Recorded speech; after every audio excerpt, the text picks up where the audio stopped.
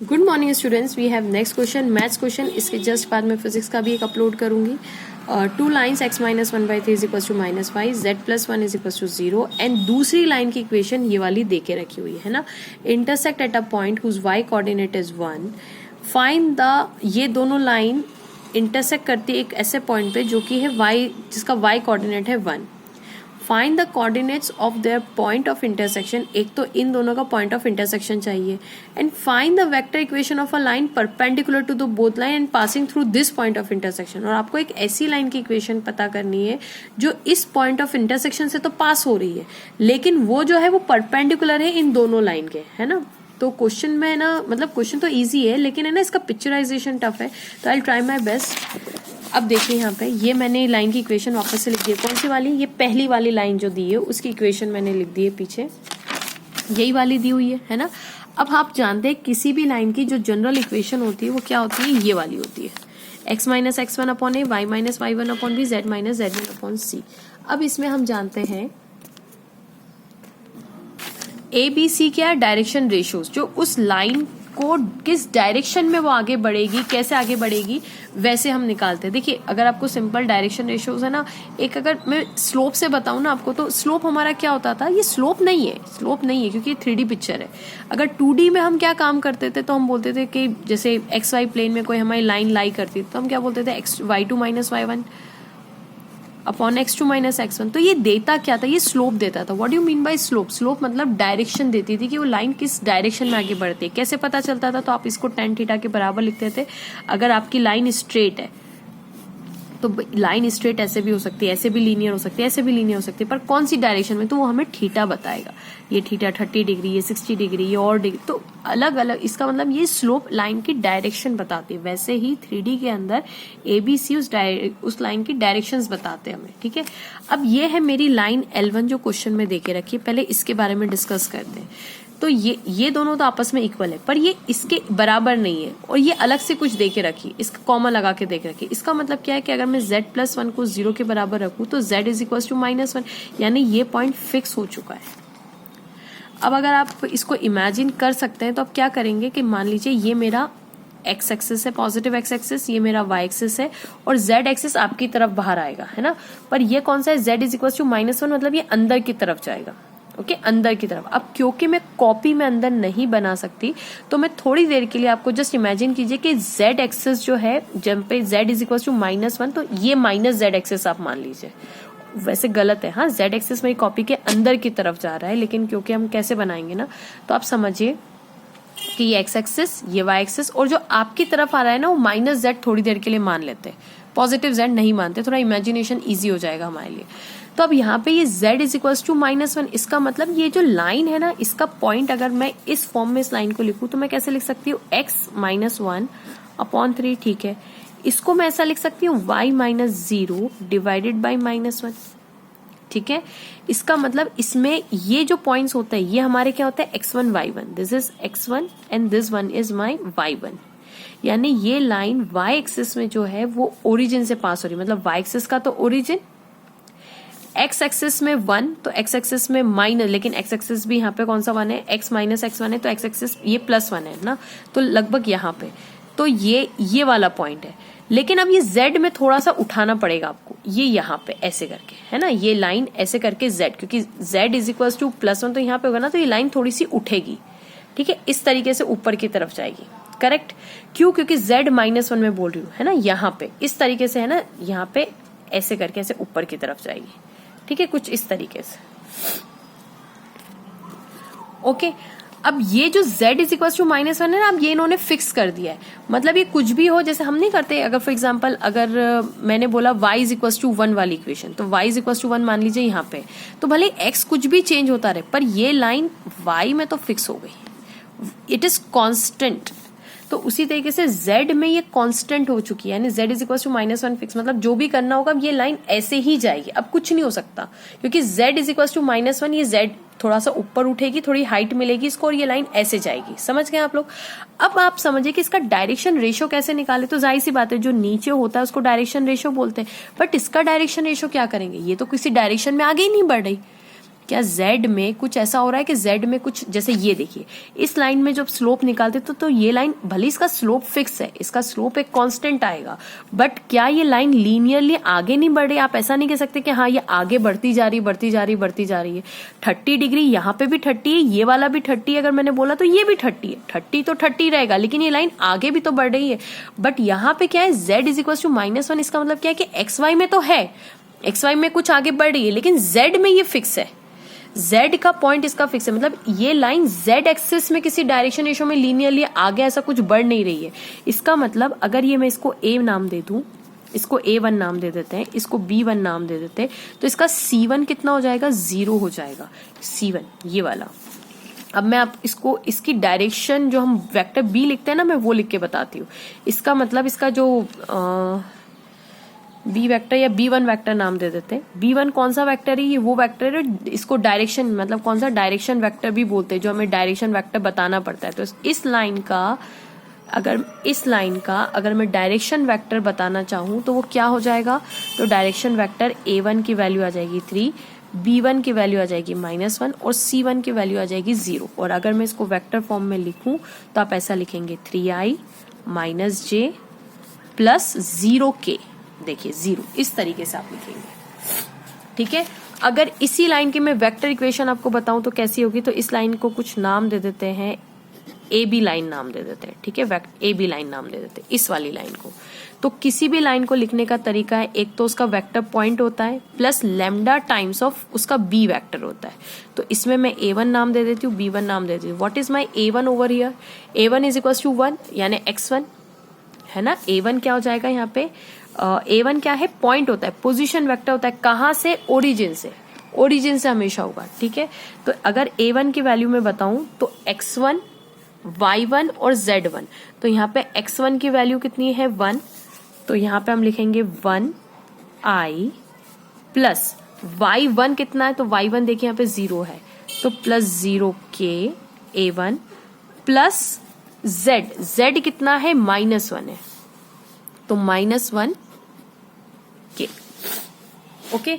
ये इसका A1 vector हो गया। अब B1 वेक्टर मैंने निकाल लिया, तो मैं अगर vector equation of the line बोलूं तो वो कितना हो जाएगी, i माइनस के, चलिए वो भी लिख देते हैं, 0k होना कंफ्यूजन होगा, 0k माइनस 0ij होता है, ijk, ठीक है, i 0j -1k, ये plus lambda times of B vector. तो B1 वेक्टर मेरे पास कितना था, 3i -j। अब आप कहेंगे मैम आप इतना डिटेल में क्यों बता रहे हैं, तो वो इसलिए बता रही हूँ ताकि आगे के 10 क्वेश्चन और आपसे सॉल्व हो जाए, ठीक है। अब ये मेरी एक लाइन का मैंने पूरी जन्म कुंडली निकाल ली है कि उसका वेक्टर इक्वेशन क्या होगा, उसका कार्टेशियन क्या होगा। अगर इसको मैं इसी कार्टेशियन फॉर्म में ही आगे कंटिन्यू करूँ तो x - 1/1 हो जाएगा, x - 1/3, x - 1/3, y - 0, ये कार्टेशियन फॉर्म है ना, cartesian, y - 0/-1 is equals to z। देखिए z को मुझे अगर इसी फॉर्म में अगर लिखना है तो व्हाट आई विल राइट, ऊपर क्या होता है x - x1, y - y1 और z - z1, okay, z - z1, देखिए वही होगा, z + 1 - माइनस प्लस हो जाएगा, तो यही आ जाएगा आपके पास, डिवाइडेड बाय ये a, ये वेक्टर, ये x एक्सिस का, ये y एक्सिस का और ये z एक्सिस का, तो यहाँ पे आ जाएगा 0, है ना। दिखने में थोड़ा अजीब लग रहा है, बट इसकी ये कार्टेशियन इक्वेशन ऐसे होगी। एंड लेट्स सपोज ये जो रेशियो है किसी लैम्डा के बराबर आएगा, ओके। अब इसका तो हम लैम्डा लिखेंगे भी नहीं क्योंकि इसका तो कोई डायरेक्शन नहीं, इन दोनों का लिख के हम सॉल्व कर लेते हैं क्योंकि इससे हमें कुछ इन्फॉर्मेशन मिलेगी, है ना। तो मैं अभी फिलहाल के लिए y - 0 - 1 is equals to lambda के बराबर कर देती हूँ क्योंकि z की वैल्यू अब समझिए फिक्स है, z is equals to -1 is fixed. अब इसको लैम्डा के बराबर लिख के हमें कोई मतलब नहीं निकलना है, ठीक है, वो फिक्स हो चुकी है। आप कुछ भी करिए, z का आप कुछ नहीं बिगाड़ सकते, वो फिक्स हो गया, ठीक है। हाँ, इनमें चेंजेस आएंगे तो हम देखते हैं। अगर मैं इसको कंपेयर करूं तो x is equals to 3 lambda + 1 हो जाएगा। ये x किस लाइन का x है, ये वाली लाइन का, मेरी ए बी लाइन का, ठीक है। और सिमिलरली अगर मैं इसकी y की इक्वेशन लिखूं तो y इज इक्वल्स टू, यानी इन दोनों को अगर मैं कंपेयर करूं तो y इज इक्वल्स टू -λ, ये -1 इधर चला जाएगा, -λ और +0 उधर आ जाएगा, तो कोई फर्क नहीं पड़ना है, यानी ये मेरी इस लाइन की इक्वेशन होगी। ठीक है। इसका मतलब अब मैं आपको है ना इसमें प्लॉट करके बता रही हूँ। आप खुद समझ सकते हैं कि 3D पिक्चर है तो नहीं पॉसिबल है ऐसा बताना ज्यादा, तो मैं इसमें एक छोटा सा आपको व्यू बता रही हूँ। याद रखिएगा ये उठा हुआ फिगर है। हाँ, अब मैं इसी में बता रही हूँ। मान लीजिए कि ये लाइन कुछ इस तरीके से है, ये लाइन इस तरीके से। अच्छा, मैं आपको एक और चीज समझाती हूँ। इसका डायरेक्शन वेक्टर जो इस लाइन का हम लोगों ने देखा, उसका डायरेक्शन वेक्टर 3i माइनस आई जाए, ये तो 0 है। इसका मतलब ये है कि ये जो लाइन मैंने आपको अभी उठी हुई बताई ना ऐसे, तो इसका डायरेक्शन रेशो XY प्लेन में लाई करता है इस तरीके से। यानी ये अगर मैं XY प्लेन अगर ऐसे बना दूं, ये मेरा X है, ये मेरा Y है, तो इस लाइन का डायरेक्शन वेक्टर ऐसा है और ये लाइन ऐसे करके उठी हुई है इस तरीके से। ये वाली कौन सी लाइन है, ये इक्वेशन फॉलो कर रही है, ये कुछ इस तरीके से। और इसका डायरेक्शन वेक्टर का देखिए C 0 है। इसका मतलब डायरेक्शन वेक्टर कहाँ लाई कर रहा है, इसका यहां से पास हो रहा है, XY प्लेन से पास हो रहा है। ओके, अब मैं इस तरीके से इस लाइन को बता देती हूँ। ये है मेरी AB line, this is my AB line. Okay, अब नेक्स्ट लाइन की तरफ आते हैं। उस AB लाइन का, इस AB लाइन का X, Y, Z मैंने निकाल लिया, यानी ये। ठीक है, तो ये जो लाइन है मेरी कौन सी वाली, x minus 1/3 is equal to -1 comma z plus 1 is equal to 0। इसका अगर मैं XYZ बोलूं, इसका पॉइंट बोलूं x, y, z, तो वो जनरल फॉर्म में किस में आएगा, ये मैंने अभी निकाला, 3 लैम्डा प्लस 1 माइनस लैम्डा। तो 3 lambda plus 1 in terms of lambdas हम लिख रहे हैं माइनस लैम्डा कॉमा, और इसकी तो -1 ही आएगी। तो ये इस लाइन का x, y, z। अब ये x, y क्या चीज है, वेरिएबल है, कुछ भी पॉइंट हो सकते हैं। ठीक है, ये मैंने इसके बराबर मान लिया। ये लैम्डा की वैल्यू आप बताएंगे तो मैं आपको x, y, z दे दूंगी।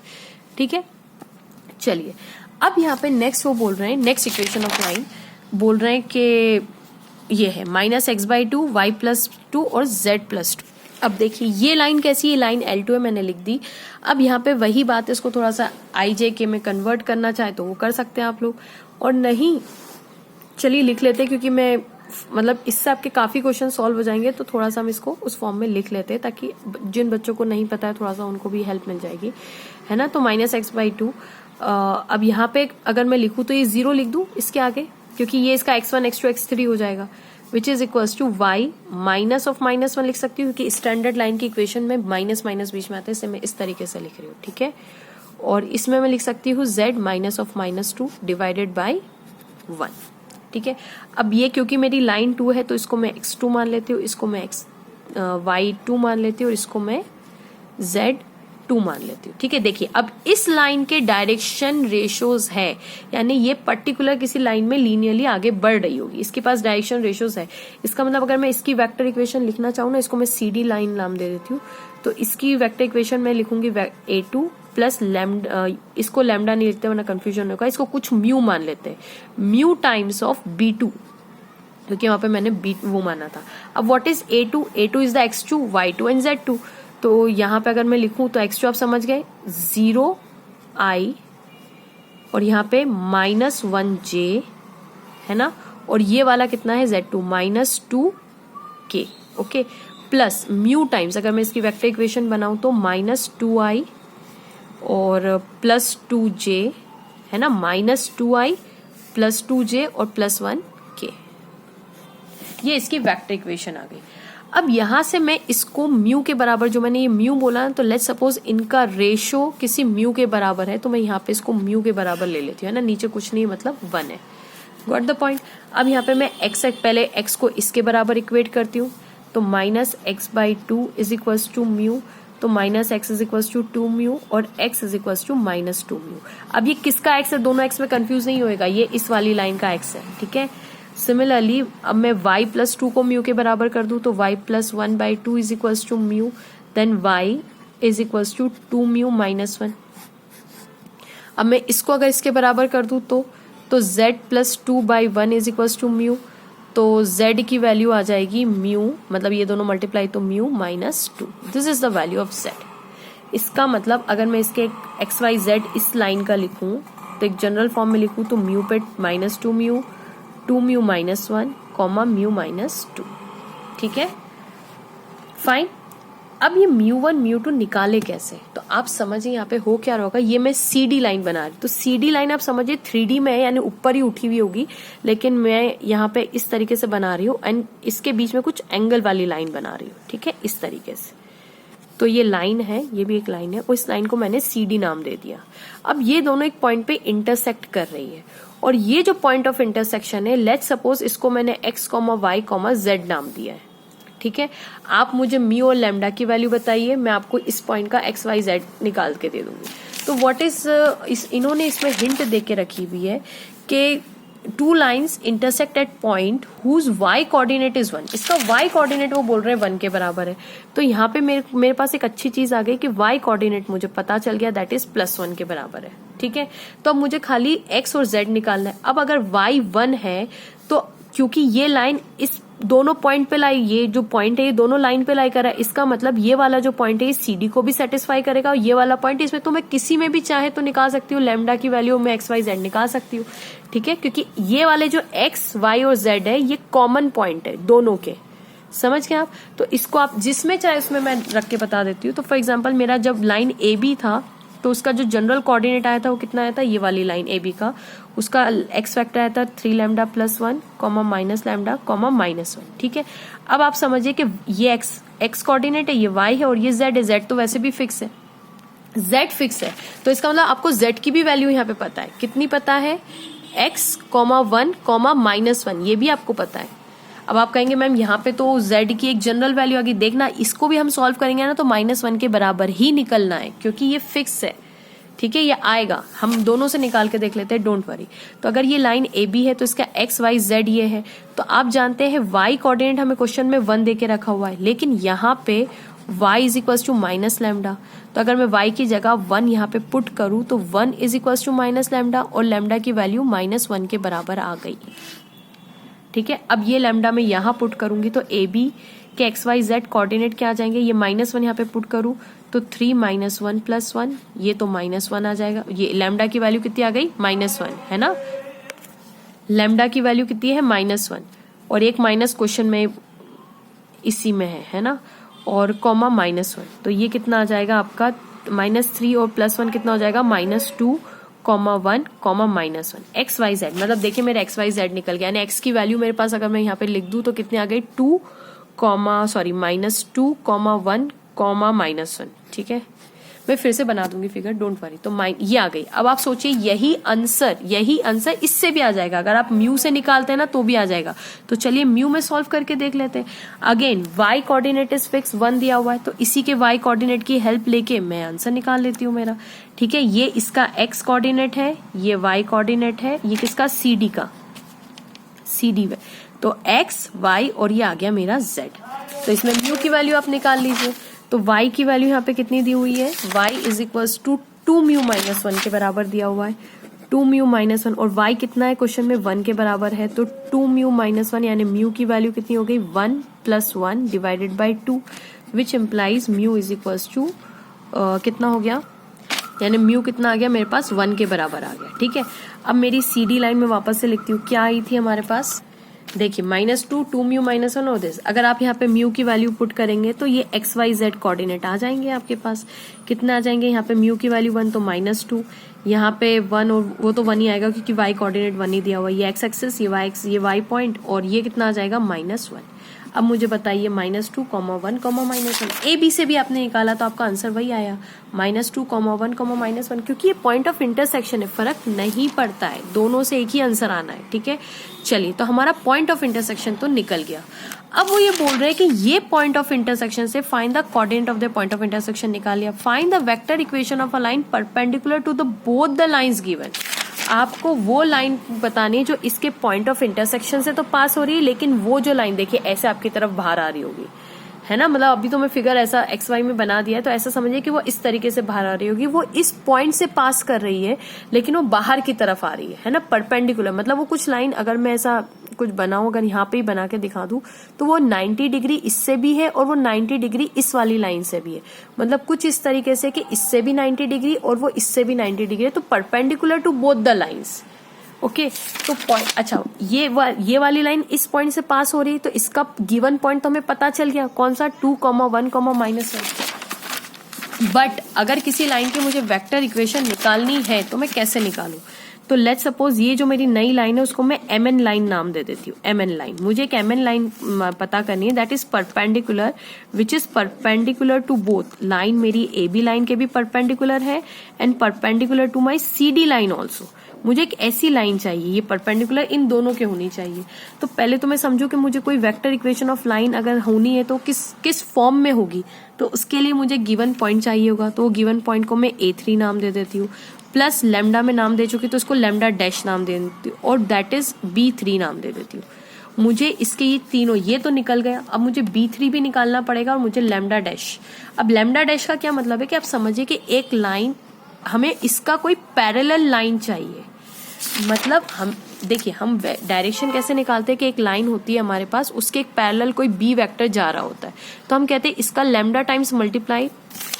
मैंने मेरे प्रीवियस वीडियो में भी समझाया हुआ है कंसेप्ट कि देखिए ये पॉइंट है और अगर यहाँ से कोई एक लाइन जा रही है, मान लीजिए उसका डायरेक्शन वेक्टर जो है वो B वेक्टर है और ये लाइन का पॉइंट, ये पोजीशन कोऑर्डिनेट इसका A है, तो ये लाइन सपोज ऐसे जा रही, तो इस लाइन का ये लाइन जिससे पैरेलल होगी ये B वेक्टर। अब ये इसमें डिस्टेंस आ गया ना ये इतना, तो हम क्या करते हैं लैम्डा टाइम्स ऑफ B कर देते हैं उसको, ताकि हमें फिर हम क्या करते हैं कि A plus lambda times of B is equals to my this. मैं इस पॉइंट पे पहुंच जाऊंगी, लेट्स सपोज ये पॉइंट P है और ये पॉइंट मैंने A नाम दिया है, तो AP वेक्टर कैसा निकलेगा, A plus lambda times of B, sorry AP। तो मैं यहां तक पहुंच जाऊंगी जिसको हम पोजिशन वेक्टर R से भी डिनोट करते हैं। ठीक है, तो मुझे अगर R की तरफ जाना है तो मुझे कुछ इस तरीके से काम करना पड़ेगा। तो अब मुझे इन दोनों लाइन का एक ऐसा लाइन चाहिए जो इस परपेंडिकुलर लाइन के पैरेलल हो। तो आप समझिए कि एक मेरी AB वेक्टर ऐसा है मान लीजिए और CD वेक्टर ऐसा है मेरा, क्यों ना इन दोनों का मैं क्रॉस प्रोडक्ट ले लूं। अगर मैं इन दोनों का क्रॉस प्रोडक्ट लूं तो वो जो होगा क्रॉस प्रोडक्ट, हमेशा एक क्रॉस प्रोडक्ट की खासियत क्या होती है कि अगर आपने फॉर एग्जांपल, क्रॉस प्रोडक्ट क्या चीज होती है कि अगर आपने कोई C वेक्टर बोला और आपने A क्रॉस B लिया, तो ये इसके भी परपेंडिकुलर होगा और ये इसके भी परपेंडिकुलर होगा। इसका मतलब कि इन दोनों लाइन का एक परपेंडिकुलर, अगर मैं इन दोनों लाइन का क्रॉस प्रोडक्ट निकालूं तो ये मुझे एक वेक्टर देगा जो कि इन दोनों के परपेंडिकुलर होगा। तो अगर ये इन दोनों के परपेंडिकुलर है ये वाला वेक्टर, तो मेरी जो लाइन इस पॉइंट से पास होती है तो उससे पैरेलल हो जाएगा। मतलब मैं ये कहना चाहती हूँ कि ये दोनों लाइन के परपेंडिकुलर में क्रॉस प्रोडक्ट निकालूंगी तो जो भी क्रॉस प्रोडक्ट निकलेगा वो इन दोनों के तो परपेंडिकुलर होगा, तो वो ऐसा होगा। और मेरी लाइन यहाँ से पास हो रही है इस पॉइंट से, तो ये दोनों तो आपस में पैरेलल हो जाएंगे ना, तो मैं इसमें लैम्डा डैश टाइम B कर दूंगी तो मैं इस लाइन पे पहुंच जाऊंगी। ठीक है, तो मैं क्या करती हूँ, इसका क्रॉस प्रोडक्ट निकाल लेती हूँ। किसका क्रॉस प्रोडक्ट, तो मैं लाइन AB का AB क्रॉस CD कर देती हूँ, दो लाइन का क्रॉस प्रोडक्ट निकाल लेती हूँ, है ना। जो लाइन पहले दी है मैं पहले लिख दिया उसको, ठीक है, इस तरीके से। तो ये मेरा हो जाएगा I J और K। ये मुझे कुछ अपनी लाइन देगी, वो लाइन को मैं XY मान लेती हूँ। ठीक है, XY तो अच्छा नहीं लगे, XY ले लीजिए, कुछ सूझ नहीं रहा मुझे, तो है ना। ये कोई XY वेक्टर होगा जो इसके परपेंडिकुलर होगा, ये लाइन ये कुछ परपेंडिकुलर देगा, तो XY इसके भी परपेंडिकुलर और वो इसके भी परपेंडिकुलर होगा। तो मुझे यहाँ पे क्या चाहिए होगा, देखिए मैं डायरेक्शन की बात कर रही हूँ तो यहाँ पे लिखूंगी क्या, मैं डायरेक्शन वेक्टर्स ही लिखूंगी। तो what is the direction vector of AB, अभी मैंने लिख के बताया था आपको AB, ये देखिए CD है और ये AB का ये तो पॉइंट है, लेकिन डायरेक्शन कौन बता रहा है, 3i माइनस J 0 के। तो I की यहाँ पे मैं 3 लिख देती हूँ, 3i माइनस 1 और यहाँ पे 0, है ना, 3 माइनस 1 0। और सिमिलरली CD का मेरे पास क्या है, -2 2 प्लस 1, -2 और ये आ जाएगा मेरे पास +1। अब इनका क्रॉस प्रोडक्ट निकाल लेते हैं, तो ये मेरा हो गया I। अब इसको छुपाऊंगे तो -1 मल्टीप्लाई बाई 1 -2 इंटू 0 हो जाएगा, है ना। इसको पहले मल्टीप्लाई कर देंगे, फिर -J, ये और ये मैंने एक वीडियो में मेरा क्रॉस प्रोडक्ट कैसे करना है वो भी समझाया हुआ है, तो आप वो भी जरूर देखिएगा। -2 इंटू 0 प्लस K वेक्टर, यानी ये और ये, तो 3 इंटू 2 -1 इंटू -2। ठीक है, अब देखिए ये -1 इंटू -1 -1 हो जाएगा, ये तो 0 हो जाएगा, तो I जो आएगा वो आएगा मेरा -I। ओके, अब ये देखिए 3 1 3 और ये तो पूरा 0, तो -3J। और यहाँ पे देखिए k में 3 2 ज़ा 6 हो जाएगा और ये +2 और माइनस तो 4 हो जाएगा, ये 6 माइनस 4 हो जाएगा ना, 2 1 ज़ा 2 सॉरी 6 माइनस 2 2 1 ज़ा 2 हो जाएगा, 6 माइनस 2 4 आ जाएगा, तो ये आ जाएगा मेरा +4k। ये क्या निकला मेरा, ये डायरेक्शन वेक्टर निकला है किसका, xy। ये xy क्या है, इस CD की कुछ हम क्रॉस प्रोडक्ट निकाल रहे हैं, क्योंकि देखिए CD में भी कुछ एंगल होगा, ये CD और AB में भी कुछ एंगल होगा, तो इसका कुछ परपेंडिकुलर वेक्टर हमने निकाला है। अब क्योंकि वो इन दोनों से परपेंडिकुलर है तो मेरी तीसरी जो ये वाली लाइन है वो इसके पैरेलल हो जाएगा। इसका मतलब कि मेरी एक लाइन ऐसे है, इस लाइन को मैंने MN नाम दिया था, इस लाइन को मैंने MN नाम दिया था, है ना। MN मेरी कौन सी लाइन थी, जो AB, मुझे एक ऐसी लाइन चाहिए MN जो AB के भी परपेंडिकुलर हो, CD के भी परपेंडिकुलर हो, तो वो करने के लिए मैंने AB क्रॉस CD किया और वो आंसर लेट्स सपोज XY आया, वो सपोज आंसर आया मेरा X और Y। तो हम ये क्लेम कर रहे हैं कि XY जो है वो इन दोनों के, तो अब XY इसके तो पैरेलल हो गया, अब इसका जो डायरेक्शन रेशो है उस डायरेक्शन रेशो XY है। अब इसको अगर मैंने लैम्डा डैश टाइम बोला तो लैम्डा डैश टाइम मल्टीप्लाई करूंगी तो मैं MN तक पहुंच जाऊंगी, तो what is my MN vector equation is equal to, मैंने A3 नाम दिया उसको, जिस पॉइंट से पास हो रही थी वो पॉइंट तो है हमारे पास, plus lambda dash times of B3, और ये जो B3 है it is nothing but my XY के भी बराबर है ना, XY यहीं पे रख देंगे और क्या। तो बस A3 मेरा निकल चुका था, A3 मतलब ये वाला पॉइंट, कौन सा, MN का पॉइंट, XYZ, ये XYZ जिस पॉइंट से पास हो रही थी उस पॉइंट का है -2 1 एंड -1, -2 -2 1 एंड -1, ठीक है। बस IJ के लगा दीजिए, वेक्टर में कन्वर्ट हो जाएगा, प्लस लैम्डा डैश, अब ये कुछ लैम्डा डैश टाइम्स होगा, B3 का मतलब XY, तो XY क्या है मेरा, -I -3J -4K। ओके, तो वापस से मैं चेक कर लेती हूँ, 3 2 ज़ा 6, अच्छा ये पॉजिटिव आएगा ना, यहाँ पे मैंने गलती से +4K माइनस लिख दिया, ये +4K आएगा, ठीक है, क्योंकि देखिए 3 2 ज़ा 6 ये बड़ा है, 6 में से 2 गए तो प्लस का 4, हाँ ठीक है। तो this is my final equation, यानी जो मुझे MN वेक्टर बोला था उसकी ये फाइनल इक्वेशन है। होप स्टूडेंट्स आपको ये वीडियो और कंसेप्ट पसंद आया होगा, समझ में आया होगा। Please don't forget to like, subscribe and share my channel. Keep sharing and keep watching. Please comment करके बताइएगा कि मैंने थोड़े बहुत जो भी एफर्ट्स डाले आपको पसंद आए कि नहीं आए।